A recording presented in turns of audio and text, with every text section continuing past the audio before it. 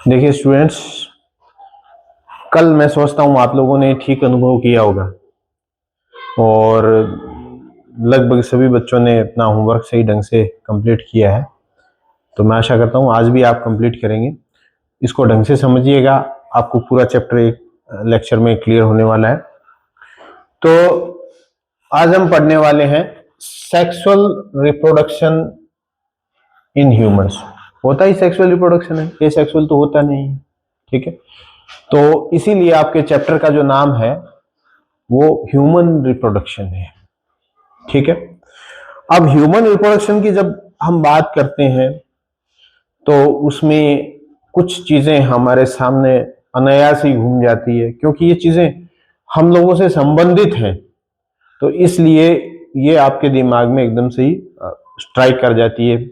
Male reproductive system, female reproductive system, uterus है, menstrual cycle है, development of child है, embryonic development of child है, pregnancy है और डिलीवरी है, पार्ट्यूरेशन है। ये सब थोड़ा बहुत हार्मोनल सिस्टम भी इसमें आता है। तो ये सब हम देखने वाले हैं। एक ओवरव्यू क्विक ओवरव्यू हम इस चैप्टर का करने वाले हैं। आप लोग सब इसको बेहतरीन ढंग से पढ़े हुए हैं, लेकिन फिर भी एक बार फिर देखते हैं हम। यहाँ देखिए, सबसे पहले जो है सेक्सुअल रिप्रोडक्शन की अगर हम बात करें तो जैसा कि हम पहले भी इस पे चर्चा कर चुके हैं कि भी सेक्सुअल रिप्रोडक्शन में एक चीज निश्चित रूप से होती है, गैमीट फॉर्मेशन और फर्टिलाइजेशन। और जहां भी गैमीट फॉर्मेशन होता है, कौन सा डिवीजन होता है? मियोसिस। ठीक, तो सेक्सुअल रिप्रोडक्शन है involves two parent, male and female, formation and fusion of gametes. Fertilisation होगा वो इंटरनल टाइप का होगा। डेवलपमेंट ऑफ जाइगोट, तो जाइगोट से एम्ब्रियो, एम्ब्रियो से फिटस, फिर बर्थ ऑफ बेबी। इतनी चीजें हम इसके अंदर लगभग पढ़ने वाले हैं। अब मेल रिप्रोडक्टिव सिस्टम के अंदर देखिए जरा, मेल रिप्रोडक्टिव सिस्टम के अंदर सबसे पहले जहां पर स्पर्म बनते हैं वो वाला पार्ट है टेस्टिस। टेस्टिस क्या करता है? स्पर्म प्रोड्यूस करता है, प्लस में ये क्या है? टेस्टोस्टेरोन हार्मोन है, जो कि रिप्रोडक्शन में सहायता प्रदान करता है और सेकेंडरी सेक्सुअल कैरेक्टर्स डेवलप करने में, जैसे दाढ़ी मूंछ झुकाना, इसके अंदर वो मेन योगदान देता है। ठीक है, इसके बाद ये टेस्टिस से ये आते हैं एपिडिडाइमिस में। एपिडिडाइमिस में स्पर्म्स का मैच्योरेशन होता है, वहां से ये वास डिफरेंस, और वास डिफरेंस से ये सेमिनल वेजाइकल में जाकर के स्टोर हो जाते हैं। वहां से प्रोस्टेट ग्लैंड, बल्बोयूरेथ्रल ग्लैंड, इनका जब सिक्रीशन मिलता है तो ये पूरा का पूरा बन जाता है सीमन। ठीक है, और ये क्या है? यूरेथ्रा की सहायता से पेनिस में पहुंचता है और पेनिस की सहायता से इसे फीमेल की वेजाइना में ट्रांसफर किया जाता है। ठीक है, तो ये मेल रिप्रोडक्टिव सिस्टम के बारे में एक हल्का सा आपको ओवरव्यू है। अगर आप इसका डायग्राम बनाएंगे तो वही सरल सा डायग्राम जो मैंने आपको बताया, जो फ्रंट व्यू है, उसके अंदर आप बनाइए टेस्टिस। ठीक है, टेस्टिस से वास इफ्रेंसिया निकली हुई है और फिर वो बनाते हैं, क्या बनाते हैं? वास डिफरेंस, और सॉरी एपिडिडाइमस बनाते हैं, और एपिडिडाइमस से क्या बनता है? Vas deferens. ये इस तरीके से वास डिफरेंस बनेगा। वास डिफरेंस ऊपर जाके हल्का सा फुलावट है जो कि सेमिनल वेजाइकल, और ये यहां पर दूसरी साइड से आने वाले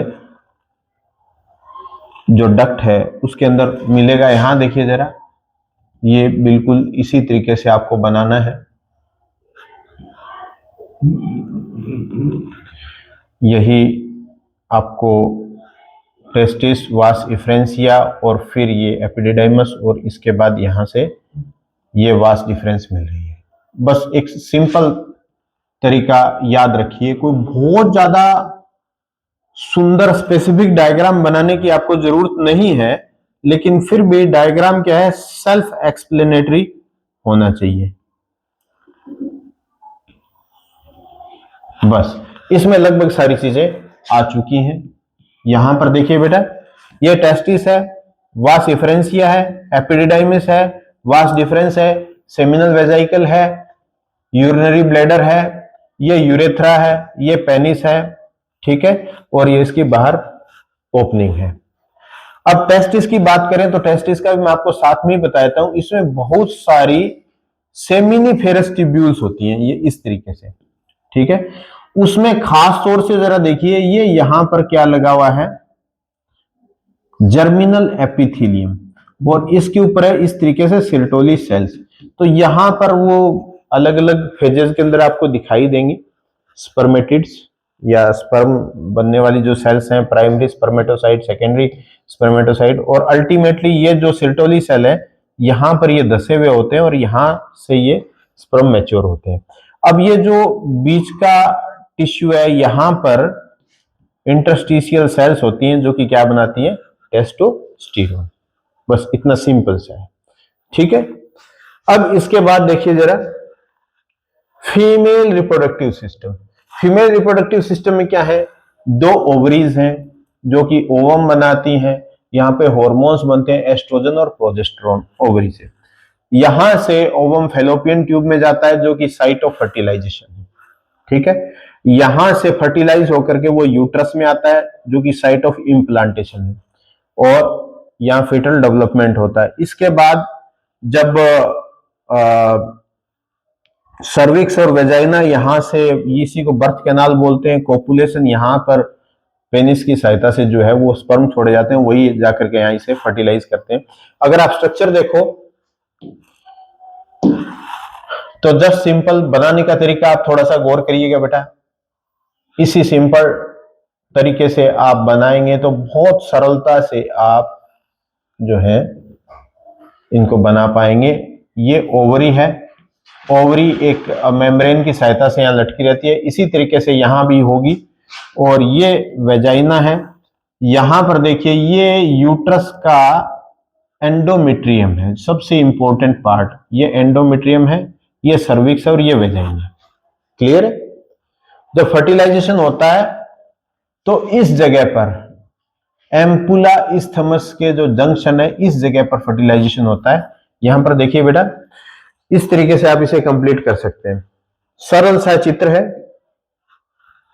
इसके बाद देखिए गैमेटोजेनेसिस, ये इसके लिए मैं आपको एक राय देना चाहूंगा, जब आप इसे करेंगे, शायद होमवर्क में मैंने ये लिखा हुआ भी है, आप स्पर्मेटोजेनेसिस और ooजेनेसिस दोनों को कंपेयर करके साथ में करिएगा, ठीक है। तो इससे क्या है कि आपको बहुत ही जल्दी समझ में आएगा, चाहे कोई सा भी गैमेट फॉर्मेशन हो। आप एक चीज याद रखिएगा, ये गैमेट फॉर्मेशन है तो ये एक सेल है। फर्स्ट मियोसिस से क्या बनता है बेटा, स्पर्मेटोजेनेसिस के अंदर क्या बनता है, प्राइमरी स्पर्मेट, ठीक है। और सेकंड होगा तो ये क्या हो जाएगा, सेकेंडरी स्पर्मेटोसाइट, ठीक है। और ये मियोसिस फर्स्ट है और ये मियोसिस सेकंड बन गया, और इससे क्या बन जाएगा, स्पर्म्स बन जाएंगे, समझ गए। ठीक यही प्रोसेस चलेगा ooजेनेसिस के अंदर, लेकिन जो प्राइमरी स्पर्मेटोसाइट है वहां तक का लगभग, या ये मान लीजिए ये जो सेल्स हैं प्राइमरी स्पर्मेटोसाइट है, या ये यहां पर फिक्स हो जाती है, कब कब हो जाती है, बर्थ के टाइम। फीमेल के अंदर बर्थ के टाइम ये फिक्स हो जाती हैं। तो ये फिक्स हो जाती है, बाद में नहीं बनती, क्योंकि देखिए मेल के अंदर तो मल्टीप्लिकेशन फेज चलती रहती है, ठीक है। फीमेल के अंदर ये फिक्स हो जाती है, बाद में प्रत्येक मेंस्ट्रुअल साइकिल में ये आगे डेवलपमेंट में भाग लेती है। यहां देखिए जब ऐसा होता है तो एक तो ये सेल बनती है, लेकिन दूसरी पोलर बॉडी बनती है, यही पोलर बॉडी आगे फिर दो पोलर बॉडी में बनती है। यहां पर जो मियोसिस सेकंड कंप्लीट होता है, वो कब कंप्लीट होता है ये ध्यान रखना, जब स्पर्म जो है वो इसमें एंटर कर जाता है। तो जस्ट उनके जब न्यूक्लियस फ्यूज होते हैं उससे जस्ट पहले ये मियोसिस सेकंड कंप्लीट करता है, इतना थोड़ा जरूर ध्यान रखिएगा दोनों के अंदर। तो ooजेनेसिस के अंदर जरा देखिए, ooगोनिया है, 2N, फिर प्राइमरी oocyte है अरेस्टेड टिल प्यूबर्टी। उसके बाद मियोसिस फर्स्ट है, मियोसिस फर्स्ट के बाद क्या बनता है, सेकेंडरी oocyte। एक बार फिर जरा ध्यान से देख लीजिए बेटा, आप प्राइमरी oocyte और सेकेंडरी oocyte में अगर आप कंफ्यूज हो, जरा ये देखिए, ये सेल क्या बन जाती है जो तैयार होती है एग के लिए, ये क्या होती है, प्राइमरी oocyte। ठीक है, ये देखो यहां दिया हुआ है प्राइमरी oocyte। ठीक है, इसके बाद क्या होता है, मियोसिस फर्स्ट। मियोसिस फर्स्ट के बाद क्या बनता है, सेकेंडरी oocyte। ठीक है, जो कि N है, और इसके बाद ये चलता है बेटा सिस्टम, 4 बन गए, ये मियोसिस सेकेंड होता है। यहां देखिए क्लियरली ये सब दिया हुआ है, आप कंफ्यूज ना हो इसलिए। यहां देखिए होता क्या है, ये सेकेंडरी oocyte और ये बनती है पोलर बॉडी, जो छोटी बनती है, ये बड़ा होता है और ये छोटा होता है। पोलर बॉडी से 2 एक्स्ट्रा पोलर बॉडी बन गई, और इधर इससे क्या होगा, एक ये ओवम बन जाएगा और दूसरी पोलर बॉडी बन जाएगी। इस तरीके का बनेगा। आपकी किताब के अंदर बड़ा अच्छे तरीके से दिया हुआ है, यहाँ सिर्फ हमें रिवाइज करना है। आप उसमें जो दोनों डायग्राम्स है बड़े सही ढंग से बताए हुए हैं। प्राइमरी oocyte बन के यहाँ पर क्या है, अरेस्ट हो जाता है यहां तक। प्राइमरी oocyte की संख्या प्रत्येक ओवरी में तय हो जाती है कि इतनी बननी है। ठीक है, इसके बाद मेंस्ट्रुअल साइकिल है, 28 डेज का जो पीरियड है, ये पहले बड़े ढंग से हमने किया हुआ है। डे 1 टू 5 जो है मेंस्ट्रुअल फेज है, जो कि ब्लीडिंग फेज भी इसको बोलते हैं। फिर फॉलिकुलर फेज है, क्योंकि फॉलिकल बनना शुरू होता है 6 से 14वें दिन। लगभग 14th डे क्या होता है, ओव्यूलेशन। ठीक है, जिस दिन ओव्यूलेशन होता है उस समय ल्यूटिनाइजिंग हार्मोन और एफएसएच अपने पीक पर होते हैं।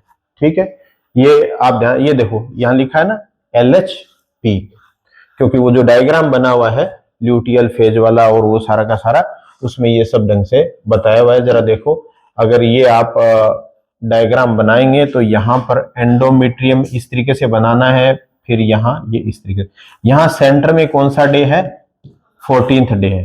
तो यहां पर आप बताएंगे कि यहां पर ओव्यूलेशन होगा, यानी ओवम बाहर निकलेगा। यहां ये ब्लीडिंग फेज है। ठीक है, और इस समय अगर आप वो बनाएंगे हार्मोन्स, तो इस समय एलएच आप पीक पर बनाएंगे। ठीक है, और जो ये निकल जाने के बाद ये जो बन जाता है, ये जो खाली जगह बच जाती है ओवरी के अंदर, जिसको हम क्या बोलते हैं, कॉर्पस ल्यूटियम। तो जैसे ही कॉर्पस ल्यूटियम बनता है तो यहां से प्रोजेस्टेरोन ज्यादा मात्रा में बना हुआ रहता है। ये चीजें आपको इसके अंदर डिस्कस करनी है। खास तौर से आपको यह ध्यान रखना है कि 14th डे क्या है, ओव्यूलेशन है, और ये 5 डे का इसको मानते हैं मेंस्ट्रुअल, बीच का फॉलिकुलर स्टेज है, फिर ल्यूटियल क्योंकि कॉर्पस ल्यूटियम बना है, और अगर फर्टिलाइजेशन होता है तो प्रेगनेंसी परसिस्ट करती है, अन्यथा वापस इस स्टेज में आ जाता है। क्लियर है? फिर आगे चलते हैं फर्टिलाइजेशन। फर्टिलाइजेशन होता है इंटरनल। ठीक है, स्पर्म जब वेजाइना में आते हैं वो ट्रेवल करके सर्विक्स, यूट्रस और फैलोपियन ट्यूब में पहुंचते हैं। तो फैलोपियन ट्यूब के अंदर, फैलोपियन ट्यूब के कई पार्ट होते हैं ना, तो उसमें खास तौर से जो उसका जो मोड है, ठीक है, एम्पुलरी इस्थमस जंक्शन जिसको बोलते हैं, वहां पर एग्जैक्ट साइट है। तो कई बार आपको जैसे क्वेश्चंस में पूछते हैं, कई बार तो सीधा फैलोपियन ट्यूब ही दिया होता है। अगर फैलोपियन ट्यूब के साथ एम्पुलरी इस्थमस जंक्शन दिया हो तो that will be more appropriate answer. तो आप ये चीज ध्यान रखिएगा। ठीक है, तो ये, और fusion of sperm head with ovum membrane वहां पर होता है, जाइगोट बनता है। ठीक है, जाइगोट बन गया, डिप्लॉइड। अब वो जाइगोट के अंदर क्या होता है, डिवीजन शुरू होते हैं। तो डिवीजन शुरू होकर के वो आपको पता है पहले क्या बनता है, मोरूला बनता है, क्लीवेज होता है, मोरूला बनता है। ठीक है, फिर ब्लास्टूला बनता है, गैस्टूला बनता है, इस तरीके से आगे चलता है। अब एम्ब्रियोनिक डेवलपमेंट, ये जरा ये देखिए, जाइगोट, क्लीवेज से क्या बना, मोरूला, फिर ब्लास्टोसिस्ट, फिर इम्प्लांटेशन। ब्लास्टोसिस्ट का आपको ध्यान में रखना है, बीच में ब्लास्टोसील होती है। ठीक है, नीचे ट्रोफोब्लास्ट सेल्स होती हैं जो कि क्या बनाती हैं, प्लेसेंटा। ठीक है, तो ये फर्दर एम्ब्रियोनिक डेवलपमेंट होता है फीटस। अब यहां ये ध्यान रखना, प्रेगनेंसी है वो 9 मंथ की है। तो प्रेगनेंसी के अंदर क्या होता है, जैसा कि हम डिस्कस कर चुके हैं कि देखिए ये जो फीमेल रिप्रोडक्टिव सिस्टम है, ठीक है, यहां से एंडोमेट्रियम का मेन रोल है बेटा। तो यहां से जो ब्लास्टुला यहां आ जाता है, उसका एंडोमेट्रियम में फिक्स होना क्या कहलाता है, इम्प्लांटेशन। ठीक है, तो यहां इसकी सेल और एंडोमेट्रियम की सेल और ब्लास्टोसिस्ट की सेल जरा देखिए, ये तो एंडोमेट्रियम की सेल्स हैं और ये ब्लास्टोसिस्ट की सेल्स हैं, ये एक दूसरे के अंदर इंटरडिजिटाइज हो जाती हैं इस तरीके से। ठीक है, और इसी स्ट्रक्चर को क्या बोलते हैं, प्लेसेंटा। यही आगे ग्रो करता है, आगे अम्बिलिकल कॉर्ड और वो फर्दर डेवलपमेंट है। तो ये प्लेसेंटा जब बन जाता है तो ये कुछ हार्मोन्स बनाता है, उन हार्मोन्स का ध्यान रखना। वो हार्मोन ही जो है वो प्रेगनेंसी का जो डिटेक्शन होता है, यूरिन की ड्रॉप डाल के जब टेस्ट करते हैं तो इन हार्मोन के प्रेजेंस की वजह से वो टेस्ट जो है वो पॉजिटिव आता है। ठीक है, इसके बाद आप ये थोड़ा कर लेना बेटा, इसको 3 महीनों के पार्ट में बांटते हैं। इसको फर्स्ट ट्राइमेस्टर बोलते हैं, इसको सेकंड ट्राइमेस्टर, इसको थर्ड ट्राइमेस्टर। ये मैंने आपको होमवर्क में भी दिया है, तो थोड़ा सा इसकी डिटेल बना लेना भी, किस में क्या है, हार्ट किस में बन जाता है, बाल किस में बन जाते हैं, पूरा डिजिट्स वगैरह कब कंप्लीट हो जाती है, तो ये आप लिस्ट बना लीजिएगा। ठीक है, तो इसके बाद हॉर्मोन्स जो है वो डेवलपमेंट को रेगुलेट करते हैं। जैसे ही लेबर पेन स्टार्ट होता है, जो पार्ट्यूरेशन है, यानी कि जब दर्द स्टार्ट होता है, जब फीटस का डेवलपमेंट कंप्लीट हो जाता है, मैं आपको पहले जब डिटेल में कराया था मैंने आपको बताया था कि प्रेगनेंसी में जो फीटस है वो फीमेल के यूट्रस पर प्रेशर डालता है। जब प्रेशर डालेगा तो यहां से इंपल्स जाएंगे ब्रेन में, तो ब्रेन में जाएंगे तो वो एक ऑक्सीटोसिन और बनेगा। ऐसा करने से जो यूट्रस की वॉल है वो मतलब कॉन्ट्रैक्शन होगा उसमें। जब कॉन्ट्रैक्शन होगा तो अंदर से फीटस का प्रेशर और बढ़ेगा तो फिर वापस रिफ्लेक्स, ये रिफ्लेक्स चलता रहता है और इस वजह से ऑक्सीटोसिन की मात्रा बढ़ती रहती है। अंत में काफी ज्यादा कॉन्ट्रैक्शन होगा और जो चाइल्ड है वो बर्थ कैनाल की तरफ धकेल दिया जाएगा। ठीक है, तो जैसे ही वो बर्थ कैनाल की तरफ धकेल दिया जाएगा, डिलीवरी हो जाएगी, प्रेशर कम हो जाएगा, ऑक्सीटोसिन का प्रोडक्शन कम हो जाएगा और वो दर्द भी समाप्त हो जाएगा, इधर से डिलीवरी ऑफ द चाइल्ड वाला पोर्शन भी कंप्लीट हो जाएगा। ठीक है, फिर लैक्टेशन देखिए,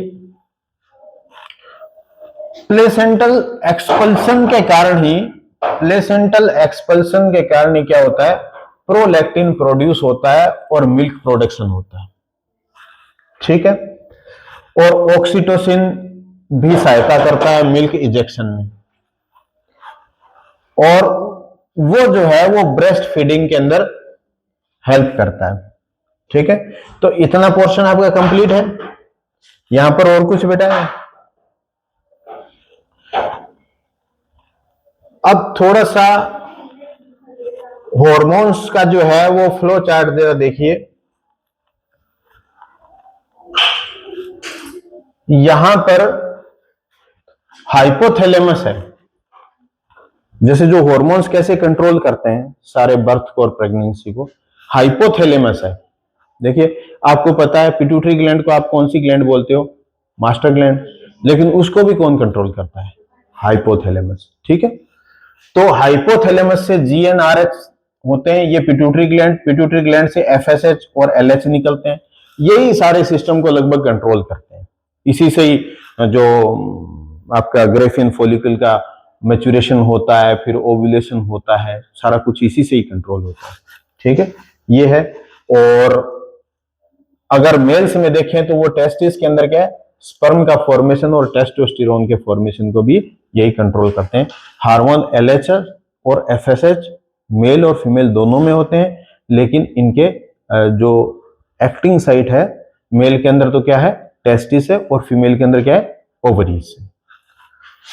ठीक है, अब आपका ये होमवर्क आप नोट कर लीजिए बेटा। आपको male reproductive system, female reproductive system के क्लियर डायग्राम बना दें। एक मैंने आज गौर किया था, हालांकि सभी बच्चों ने लगभग ठीक किया है। आप इसी सीक्वेंस में अपना होमवर्क करें, इसी सीक्वेंस में, ऐसे नहीं कि